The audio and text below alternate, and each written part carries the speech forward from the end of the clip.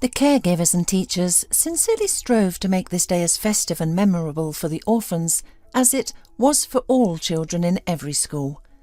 No one should leave without a farewell and a kind word. The adults loved them, wished them happiness, and hoped that everything would turn out well for them. "I am at peace for you, girls," said their beloved caregiver to Dara and Mandy, who stood embracing in the assembly hall. "You have dreams, aspirations, and every chance to achieve what you desire. The most important thing is not to lose your friendship. Always stick together." "We will," the girls promised in unison. "We are sisters, after all." Of course they were not sisters, just very close friends since childhood. This friendship even surprised some, given how different Mandy and Dara were. They shared only their orphaned state, both knowing nothing about their parents. But there were many like them in the orphanage, and the girls did not dwell on it. They were just like everyone else. Mandy, however, in her teenage years, had once talked about wanting to find her mother, but Dara did not support this idea. "You do what you want, but I'm not going to look for anyone," she said. "I don't understand why it's necessary. If they didn't need us, then we don't need them either. Why force ourselves on them? Besides, there are stories where children find their parents and later regret it. A few years ago, there was a girl who, after graduation, found both her mother and father, and now she doesn't know how to get rid of them. They keep coming to her asking for money for alcohol. Why do we need parents like that?" "I just thought, what if mine are different?" Mandy confessed. "Well-known artists, for example." "They'd be the same, or even worse. They'd tell you stories about how you were stolen or switched at birth, but the truth is they abandoned you. So don't dwell on such nonsense. Of course, if some millionaire found me and said he's my father, I wouldn't refuse. But that will probably never happen. I won't go looking for anyone, neither millionaires nor drunkards." Dara laughed. "Neither will I," Mandy agreed, also smiling, though her voice held a hint of sadness. That was who they were. Dara, a vibrant brunette, was lively, active, and independent, and Mandy, pale, fair-haired, and a bit plump, was calm and thoughtful, always ready to agree with her friend. This did not bother her, and Dara did not take advantage of it. They simply loved each other and seriously considered themselves more than just friends, almost like sisters. But their dreams were different. Dara, since childhood, had been captivated by a film featuring a stewardess. She was struck by the beauty of the woman and the romance of the profession. She immediately declared that she, too, would become a stewardess when she grew up. Some laughed at her, others said it was too dangerous, but Dara was undeterred.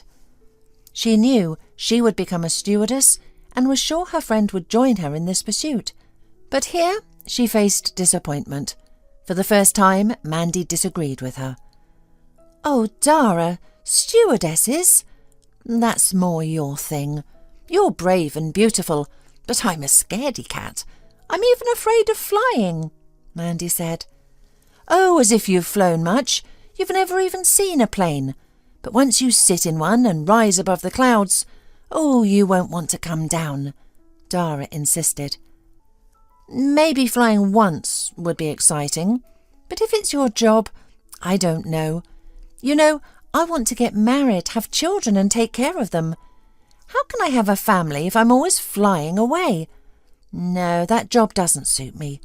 I've decided to go to a pedagogical college and become a kindergarten teacher. That's definitely for me. I'll learn to raise children properly, and it will be easier with my own. And this job is suitable for a family person." "I think that job is just boring, spending all day with children, at home and at work. I might get married someday, but that's later. And I'll try to marry a pilot. We'll fly together," Dara said. "Leave the children at home or with strangers when you fly?" Mandy asked. "When I have children, I won't leave them with anyone. I'll take care of them myself and be with them every minute." "Oh, Mandy, you're really dreaming fascinatingly. Family, children, and I only want to travel and see the world, and being a stewardess is perfect for that." "Well, yes, it is, but you can see the world without being away from home for too long, like going on vacation somewhere and then returning to your beloved home, and living there peacefully with wonderful memories." "Oh, you'll just be a homebody, Mandy. I didn't expect that from you, that everyone has their own path. I won't argue with you. Maybe it will even turn out better this way. You'll fly on vacation on my plane, and I'll leave my children with you while I'm on flights." This arrangement suited both of them. Initially, they still hoped they wouldn't have to part ways after leaving the orphanage. Mandy thought Dara might give up her dream and choose a more down-to-earth profession. Dara, on the other hand, never gave up hope of persuading her friend to join her. They lived in a small town with a pedagogical college, but no school for stewardesses. Dara had to leave for the big city to pursue her dream. As they parted, both girls cried and swore never to forget each other. "Oh, Dara, I can't even imagine it. How can you leave, and I'll be left alone? What will I do without you?" Mandy hugged her friend. "I told you, come with me. We'll study together," Dara consoled her. "And it's still not too late. There must be plenty of pedagogical colleges in my city." "No, I've already enrolled here. I'll stay here. Why go anywhere else? But we'll never abandon each other. We'll call, right? You'll miss me too, won't you?" "Of course I will. You'll get married, just like you dreamed. You won't have time for me. Oh, Mandy. Mandy, I didn't realize how hard it would be to say goodbye to you. We really are like family." "Yes, you're my only family. And even when someone else comes along, a husband, children, I'll never forget you. I promise. You're the closest to me, my sister, and I'll teach my future family to love you." For a while after parting, that's how it was. The friends wrote long letters to each other and spent hours on the phone sharing news. But adult life turned out to be much more complicated and hectic than they had imagined. Communication became increasingly rare. They had to study, master new professions, and each had her own circle of acquaintances. Of course, no one could replace each other, but these new friends were nearby, while the girls, due to the distance, couldn't meet whenever they wanted. Even during holidays, there were always matters that prevented them from visiting each other, but they tried to stay in touch. It wasn't difficult, as both were used to sharing everything first with each other. Thus, Dara learned that Mandy's main dream might soon come true. She had met someone she planned to marry. "Congratulations, my dear!" Dara exclaimed over the phone. "Your dream has come true. Mine will too. By the way, I'm finishing school soon. I'll be a real flight attendant. So, tell me about your fiancé. What's his name? And show me a picture. I need to know who my best friend is trusting." "Oh, Dara, I don't have a photo. He doesn't like being photographed. Says he doesn't look good in pictures. And I think it's true. He's not very photogenic. Even in his passport photo, he looks much older than he is. But he's handsome. His name is Tyler, and he seems to love me too. I hope you can make it to the wedding, because I won't get married without you. Please, find some time for me. Tell me when you're free, so I can plan accordingly. I miss you so much." After finishing their studies, they finally managed to see each other. Dara came to her hometown, but only for a brief visit to see her friend. She didn't plan to stay, as work awaited her. It turned out that Mandy's wedding was still in the planning stages, although Tyler had already proposed. Dara also didn't get to meet her best friend's fiancé. He was away on business at the time. Although Mandy couldn't explain where he worked, she said her beloved was planning to start his own business. She showed a photo of Tyler, but it was of poor quality. Either he wasn't photogenic or the photo was taken poorly. It was difficult to make out his face. Dara, not wanting to upset her friend, said that Mandy's fiancé was quite handsome. Although she found the mystery surrounding him strange, he didn't like being photographed, and Mandy didn't know where he worked. He was like a spy. Dara didn't know if such people could be trusted, but what could she do? She couldn't forbid Mandy to see the man she loved, and it was clear she did. During their brief reunion, the friends couldn't get enough of each other. The absence of outsiders, even the beloved fiancé, was convenient. They had a wonderful time together and were convinced that their friendship and kinship were still strong. Soon, however, it was time to say goodbye again. They cried, embraced, and swore eternal love and friendship. "Give my regards to your Tyler, and tell him your named sister will never let anyone hurt you," Dara joked through tears. "Oh, he'll never hurt me," Mandy sniffed. "I can tell him everything about you and pass on your greetings. And you? Haven't you found yourself a pilot yet?" "No, I decided not to rush it. I want to work on international routes, but for that I need to know languages.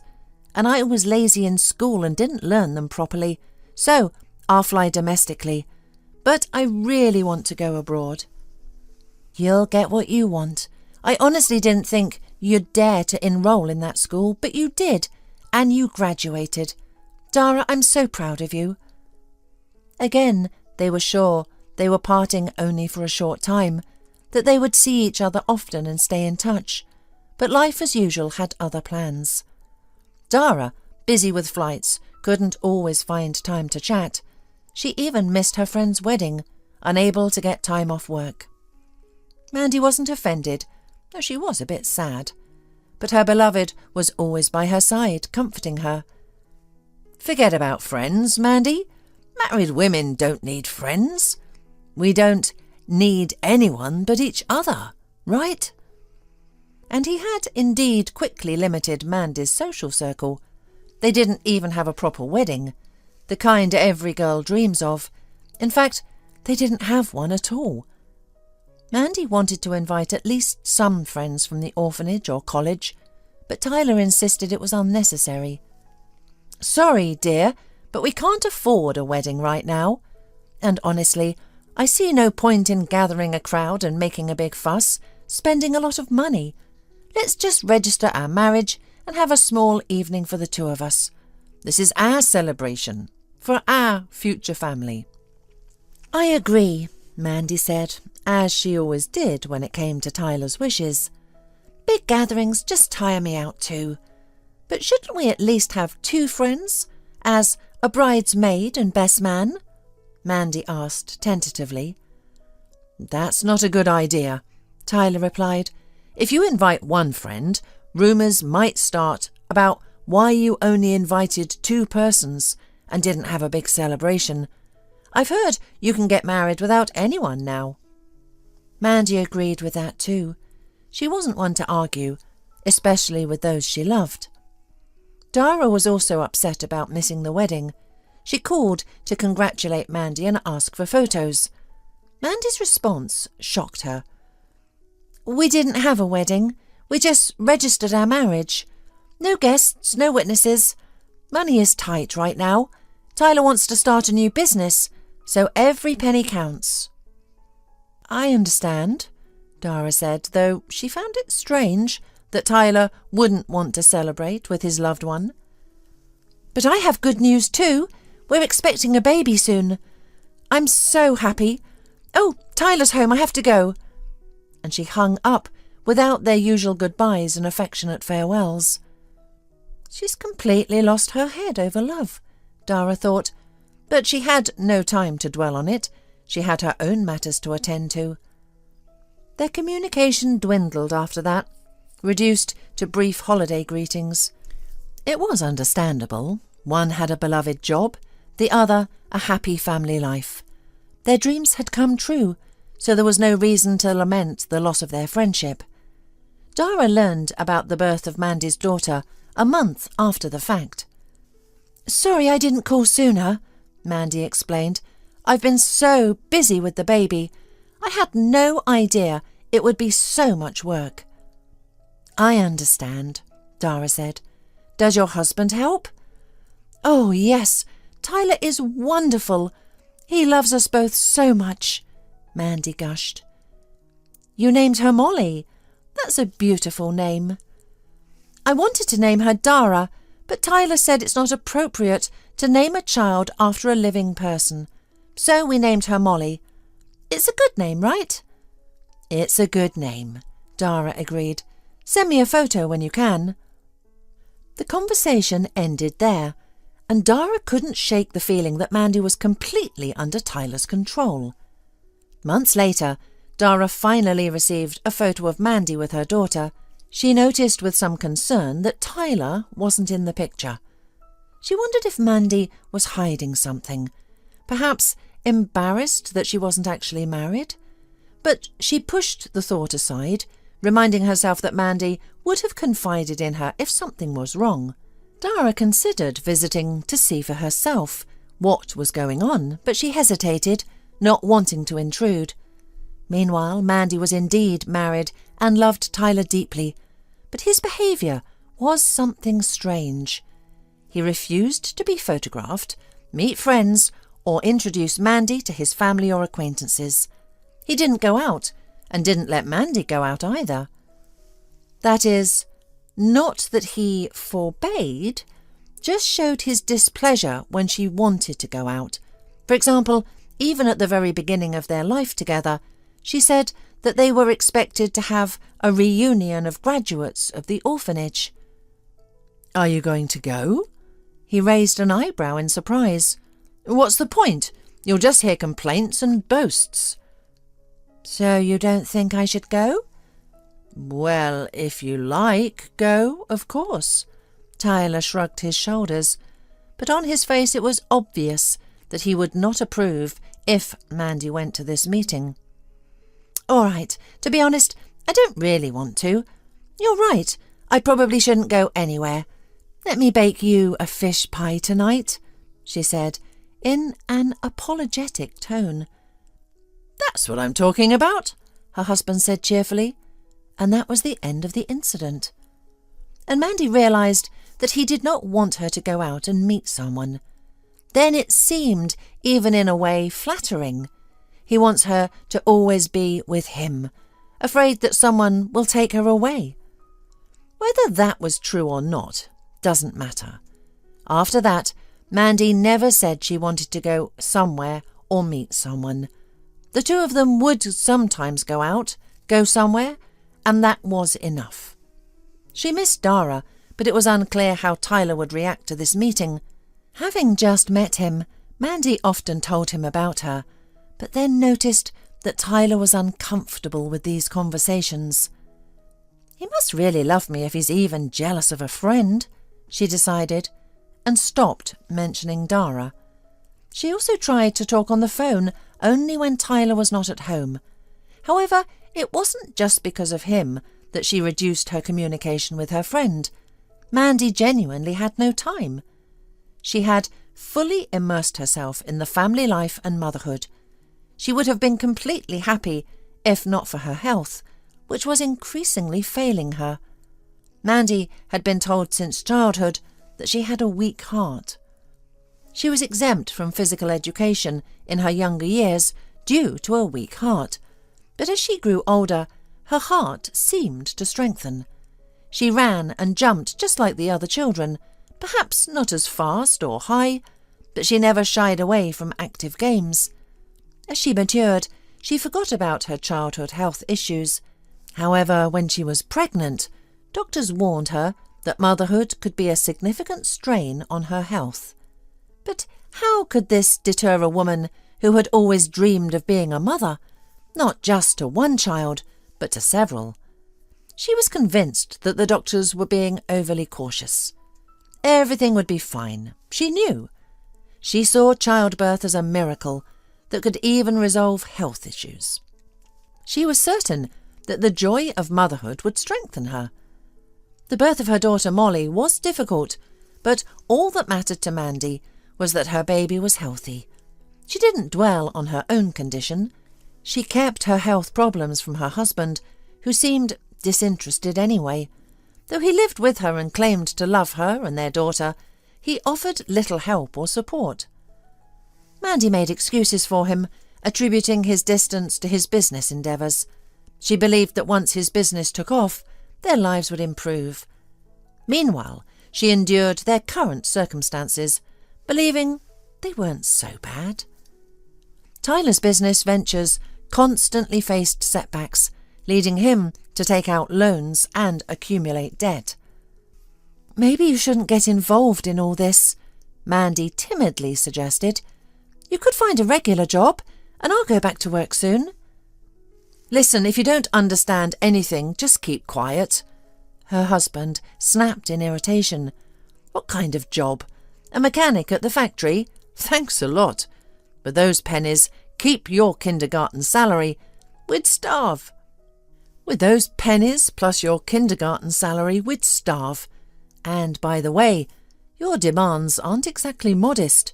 First you need one thing, then another. Recently, what did you say? You need some medications that cost so much.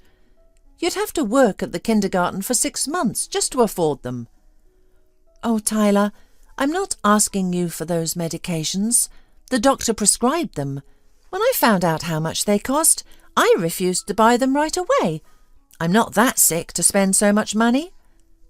They truly had no money for treatment, so she stopped going to the doctor. Although she didn't feel well, she saw no point in seeing doctors. They would only suggest hospitalisation, a trip to a health resort, or more prescriptions. She couldn't afford any of that. So Mandy hoped she would somehow get better on her own. After all, some heart patients lived to a ripe old age. Perhaps Mandy would have too, if tragedy hadn't struck. Tyler died. Mandy was certain it was related to his business and the machinations of his competitors.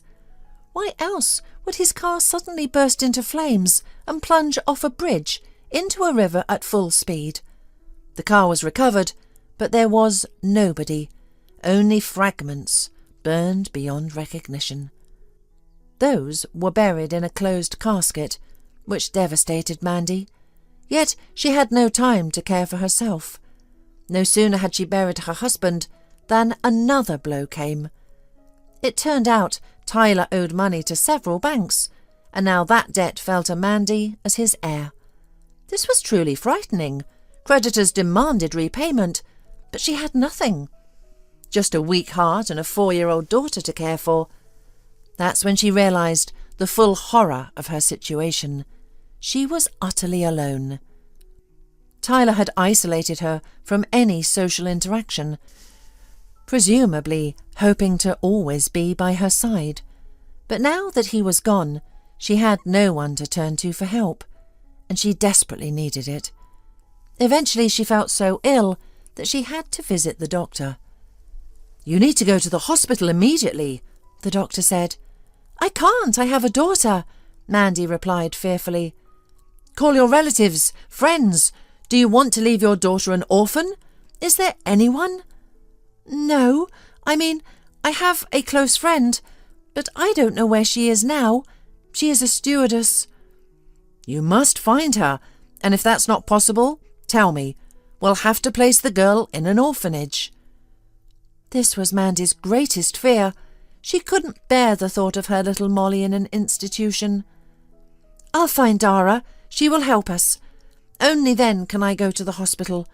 But I can't leave my daughter now, and I don't want to give her to an orphanage," Mandy said firmly. She still had Dara's phone number, but she wasn't sure if she would answer. And what would she say? They had called each other sisters, but they were strangers after all, and lately they had drifted apart. "Everything was fine. I didn't need her, and now I'm suddenly asking for help. How will that look?" Mandy thought, feeling uncomfortable about calling. She didn't even know how Dara was doing now. Maybe she was married, had a child, or anything could have happened. But she had no one else to turn to. She dialed the most forgotten number. Fortunately, Dara answered. "Dara!" was all Mandy could whisper before bursting into tears, unable to say another word. What happened?" her friend exclaimed. "I don't know how to tell you, Dara. I'm afraid everything is too bad. I understand how this looks, but I have no one else to turn to." Mandy, struggling to speak through her sobs, briefly told Dara everything that had happened recently. "I understand you have your own things and—" "What are you talking about?" Dara replied, alarmed and concerned. "What things can there be when you're in such a situation? I'll come as soon as I can. Do everything I can. But I'm far away right now, so please wait a couple of days. And I need to submit a leave request at work, but don't worry. Don't be so upset. I'm sure everything will be fine." Mandy's ailing heart was not so sure.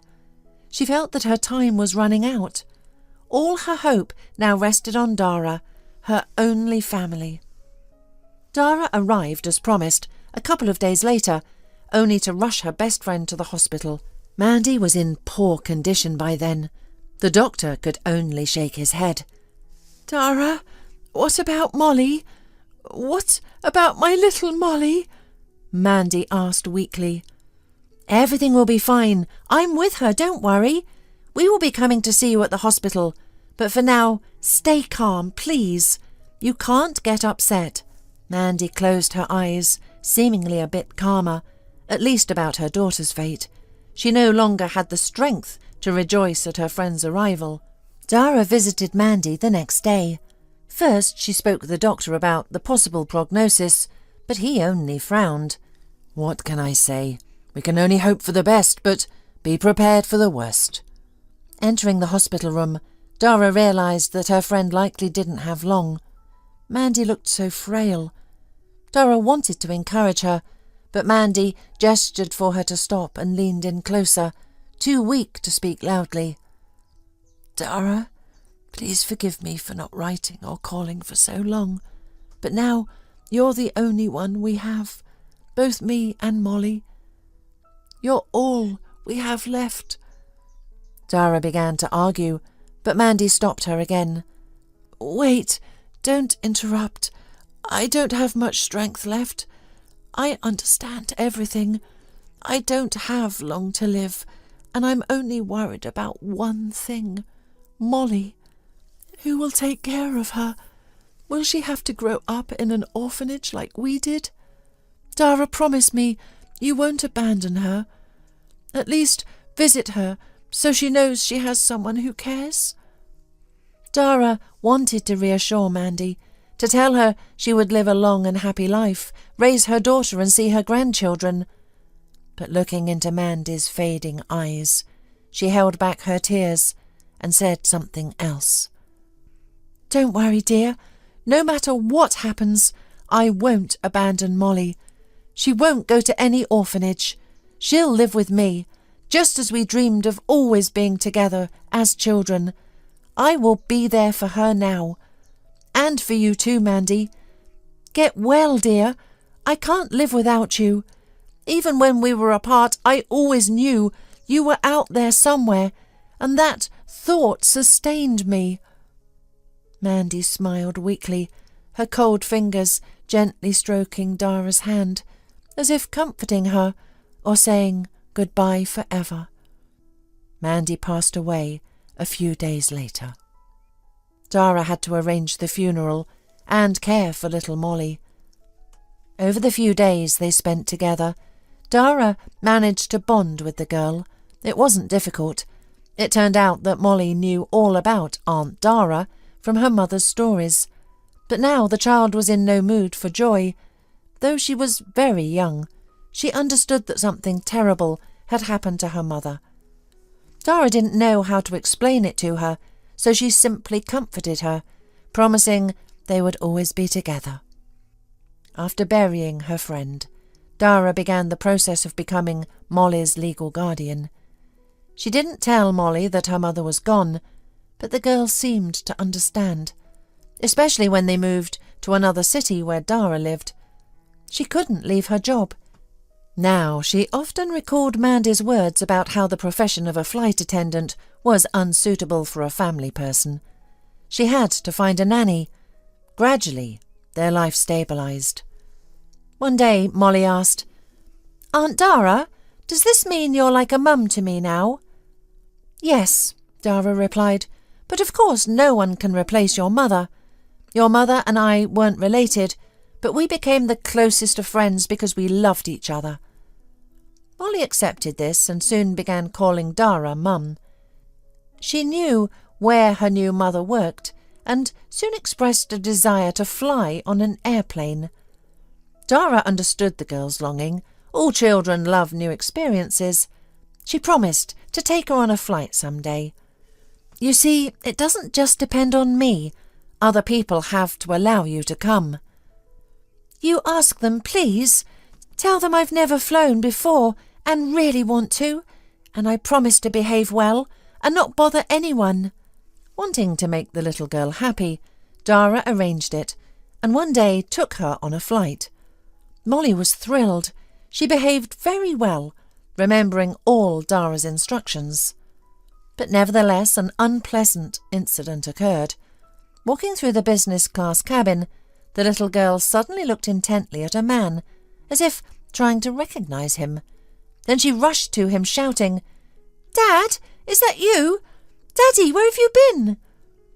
Molly climbed onto the lap of the passenger, who looked utterly shocked and even frightened. "I didn't even recognise you at first.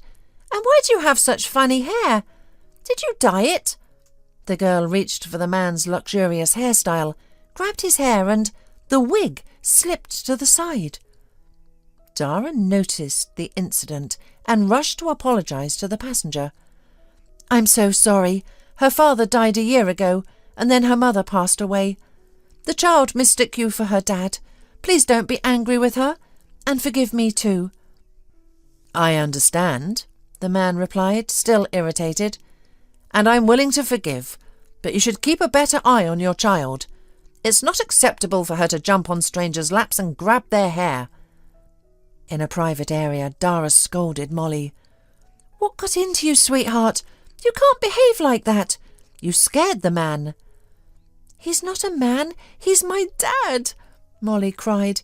"He left us and now he's pretending not to know me. Why is he doing this?" "It's probably not your dad, honey. You made a mistake. Many people look alike." "No, I didn't make a mistake. He's my dad. If he's going to act like this, then great. I won't recognise him either." Dara calmed Molly down and continued her work, but she couldn't stop thinking about the incident. The passenger Molly had mistaken for her father was actually with a woman, and the couple seemed quite wealthy. However, Molly's father had never been rich and was presumed dead, his body unrecognisable due to severe burns. Now, this man in a wig. Everything was suspicious, especially since Dara recalled that her friend's husband had always avoided being photographed, as if deliberately hiding. No matter how much Dara chased those thoughts away, they kept popping into her head. But she could not approach this man, already upset by Molly's antics, and ask him if he was Tyler. When the flight was over and the passengers got off, Dara walked through the business class cabin and noticed that under the seat where the man was sitting there was a wallet. After the flight, Dara found the man's wallet under his seat.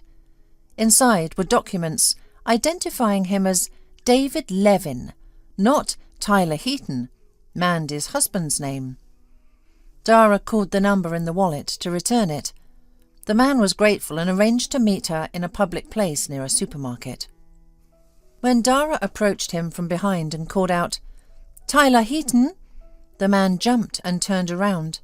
It was clear that he recognised his name. "Good day," Dara said, approaching him. "So Molly wasn't mistaken. You are her father?" "But why the deception?" "Your supposed death broke Mandy's heart and hastened her own death." "What are you talking about?" the man stammered, trying to hide his fear with annoyance. "You must be crazy. Now I see whom your daughter took after. I don't know any Mandy or Molly, and I don't want to know you. I'm not Tyler. You saw my documents." He snatched the wallet from Dara's hand and hurried away. Dara now knew for certain that this man was Mandy's husband. But those charred remains were in his car. Whose grave had Mandy mourned over, tearing her heart apart? Dara wondered what to do next. Should she go to the police? But with what evidence? All she had were the claims of a 5-year-old girl, yet doing nothing also seemed wrong. Dara felt a growing unease as she sensed someone watching her. She couldn't shake the feeling that she and Molly might be in danger because of her discovery about Tyler. She took a leave from work to stay close to Molly, ensuring the child was never left alone. One evening, as they returned home in gloomy weather, they encountered an elderly man who seemed unwell. Molly pleaded, "Mum, are we really going to leave this grandfather here?" "You're right, dear. We can't just leave him. Our home is nearby. Let's take him there. He can rest and maybe we can call his relatives or someone else." The old man agreed. At home he sipped hot tea and shared his story. "I lost my memory. Some vagrants found me in a ditch with a head injury, and I don't think I've always been a marginal. I just can't remember anything." "All right, you can stay with us for now," Dara allowed, deep down marvelling at the fact that mysterious and most likely criminal stories had surrounded her since some time. But she allowed her guest to wash and tidy up, and noticed that he wasn't that old yet, but quite a sturdy man. "I must be going mad," Dara thought, "living alone with a child and inviting a strange man into our home at night." But she couldn't turn him away, especially with Molly showing such compassion and already calling him Grandpa, offering him various treats. Dara saw kindness in the man's eyes. "I can't suspect someone in trouble of ill intent. I'll persuade him to see a doctor tomorrow," she decided. Suddenly the doorbell rang. Dara, expecting a neighbour, opened the door without hesitation. To her horror, Tyler stood on the threshold. Only now he looked neither frightened nor confused. This time his face was distorted with such anger, hatred, that his intentions were clear without words. Dara froze with fear for the first minute, but then she stepped towards the man, forcing him out of the apartment, but he pushed her back, angrily hissing, "No, darling, it won't work that way. We'll talk inside, and don't you dare make a sound if you want the girl to live." "She's your daughter," Dara whispered. "Even better.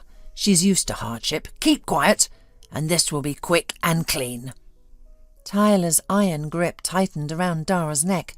She realised he intended to strangle her. Unable to cry out, she stumbled backward, knocking over a shoe rack. Molly and the old man rushed out at the noise. "What's going on here?" the elderly man demanded. "Getting rid of an unwanted witness," Tyler sneered, loosening his grip slightly. "Want to join in, old man?" "With pleasure," the old man replied, swiftly punching Tyler and applying a series of moves that left him pinned to the floor. "Call the police," the old man instructed Dara, coughing and leaning against the wall. He had also been injured. Tyler had fought back with a knife. Dara sent a frightened Molly to her room and quickly dialed the police and an ambulance. The ambulance and police arrived rapidly. The old man was taken to the hospital and Tyler to the police station.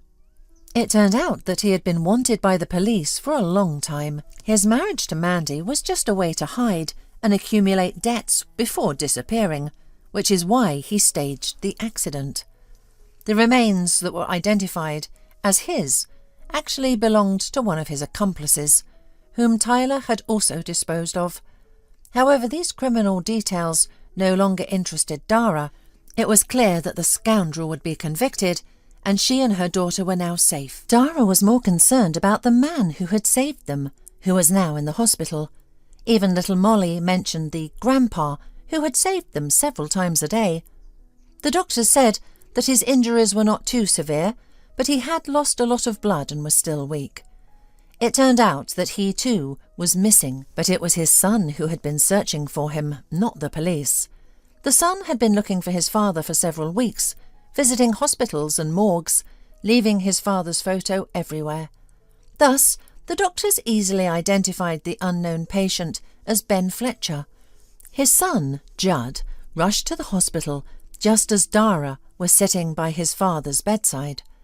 The old man, who turned out to be not so old after all, still hadn't regained his memory. He didn't recognise his son immediately. Dara, after meeting Judd, a well-dressed and pleasant young man, told him how his father had been injured. "I'm so glad to finally know his name, and that you found him. Now everything will be all right for you, Mr. Fletcher," Dara said sincerely. "I hope so. I just can't remember anything," the patient admitted. "Forgive me, Judd, but Dara and her daughter feel closer to me than you right now," Mr. Fletcher confessed. "And I'm sure you'll remember everything now, and I hope you won't forget our address," Dara said. Judd began to tell his father's life story, recalling everything he remembered about his childhood and his mother, who had passed away early. At one point, tears started flowing from Mr. Fletcher's eyes as he began to remember. A doctor entered and asked the visitors to leave, as the patient was getting agitated. Dara and Judd left the ward, both holding back tears. Dara was touched by Judd's stories and agreed to meet him again. She hadn't been on a date in a long time, and after everything they had been through, she wanted to distract herself and talk to someone who was kind to her. The date went well, and Dara shared her life story, talking about how she became a mother to her adopted daughter and about her late friend. A relationship blossomed between Dara and Judd, and when Mr. Fletcher was discharged from the hospital, they greeted him as a couple, along with little Molly. "They say everything happens for a reason," Mr. Fletcher said, looking at them joyfully. Soon, Judd and Dara announced their decision to get married. Everyone was happy with this outcome, and Mr. Fletcher spared no expense, throwing them a lavish wedding.